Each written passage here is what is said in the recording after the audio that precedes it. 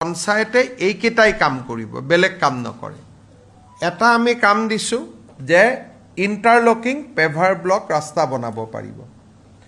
দ্বিতীয়তে কাম কৰিব দিছোঁ যে মহিলাসকলৰ ব্যৱহাৰৰ উপযোগী ৰুৰেল বজাৰ বা মাৰ্কেট বা হাট বনাব পাৰিব। ৩ নম্বৰ, স্কুলৰ বাউণ্ডৰী ৱাল বনাব পাৰিব। 4 নম্বৰ, শ্মশান বনাব পাৰিব।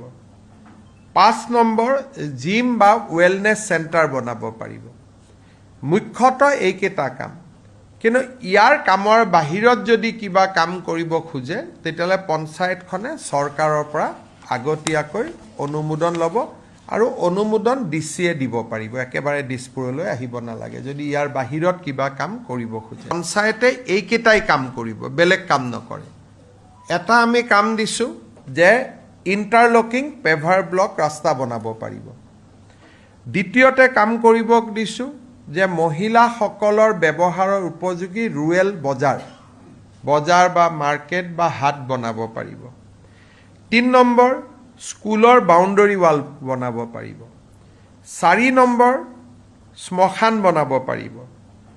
5 নম্বৰ, জিম বা ৱেলনেছ চেণ্টাৰ বনাব পাৰিব। মুখ্যতঃ এইকেইটা কাম। কিন্তু ইয়াৰ কামৰ বাহিৰত যদি কিবা কাম কৰিব খোজে তেতিয়াহ'লে পঞ্চায়তখনে চৰকাৰৰ পৰা আগতীয়াকৈ অনুমোদন ল'ব আৰু অনুমোদন ডিচিয়ে দিব পাৰিব। একেবাৰে দিছপুৰলৈ আহিব নালাগে যদি ইয়াৰ বাহিৰত কিবা কাম কৰিব খোজে। পঞ্চায়তে এইকেইটাই কাম কৰিব, বেলেগ কাম নকৰে। এটা আমি কাম দিছোঁ যে ইণ্টাৰলকিং পেভাৰ ব্লক ৰাস্তা বনাব পাৰিব। দ্বিতীয়তে কাম কৰিব দিছোঁ যে মহিলাসকলৰ ব্যৱহাৰৰ উপযোগী ৰুৰেল বজাৰ বা মাৰ্কেট বা হাট বনাব পাৰিব।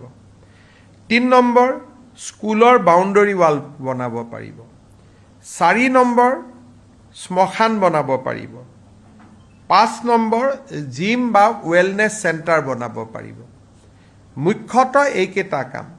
কিন্তু ইয়াৰ কামৰ বাহিৰত যদি কিবা কাম কৰিব খোজে তেতিয়াহ'লে পঞ্চায়তখনে চৰকাৰৰ পৰা আগতীয়াকৈ অনুমোদন ল'ব আৰু অনুমোদন ডিচিয়ে দিব পাৰিব। একেবাৰে দিছপুৰলৈ আহিব নালাগে যদি ইয়াৰ বাহিৰত কিবা কাম কৰিব খোজে। পঞ্চায়তে এইকেইটাই কাম কৰিব, বেলেগ কাম নকৰে। এটা আমি কাম দিছোঁ যে ইণ্টাৰলকিং পেভাৰ ব্লক ৰাস্তা বনাব পাৰিব। দ্বিতীয়তে কাম কৰিব দিছোঁ যে মহিলাসকলৰ ব্যৱহাৰৰ উপযোগী ৰুৰেল বজাৰ বা মাৰ্কেট বা হাট বনাব পাৰিব। ৩ নম্বৰ, স্কুলৰ বাউণ্ডৰী ৱাল বনাব পাৰিব। 4 নম্বৰ, শ্মশান বনাব পাৰিব। 5 নম্বৰ, জিম বা ৱেলনেছ চেণ্টাৰ বনাব পাৰিব। মুখ্যতঃ এইকেইটা কাম। কিন্তু ইয়াৰ কামৰ বাহিৰত যদি কিবা কাম কৰিব খোজে তেতিয়াহ'লে পঞ্চায়তখনে চৰকাৰৰ পৰা আগতীয়াকৈ অনুমোদন ল'ব আৰু অনুমোদন ডিচিয়ে দিব পাৰিব। একেবাৰে দিছপুৰলৈ আহিব নালাগে যদি ইয়াৰ বাহিৰত কিবা কাম কৰিব খোজে।